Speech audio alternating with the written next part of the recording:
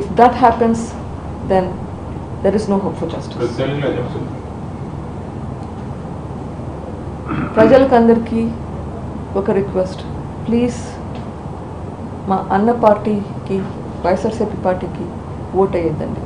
ఇంత వంచన చేసిన పార్టీ, మోసం చేసిన పార్టీ, తన వాళ్ళకి తన అనుకునే వాళ్ళకి మాత్రమే హెల్ప్ చేసి అందరికీ హెల్ప్ చేయకుండా ఉండే వాళ్ళకి ప్లీజ్ ఓట్ అయ్యండి. మీ ఫాదర్ హత్యలో ఉన్న వాళ్ళని రక్షిస్తున్నాడా జగన్మోహన్ రెడ్డి? లేదు ఆయన పాత్ర కూడా వెనక ఉండొచ్చని మీరు అనుమానిస్తున్నారు? ఇప్పటి వరకు సిబిఐ విచారణలో అక్యూస్డ్లో అవినాష్ రెడ్డి, భాస్కర్ రెడ్డి ఉన్నారు. ఖచ్చితంగా వాళ్ళని రక్షిస్తున్నారు. ఆయన పాత్ర ఉందా లేదా నేను చెప్పకూడదు.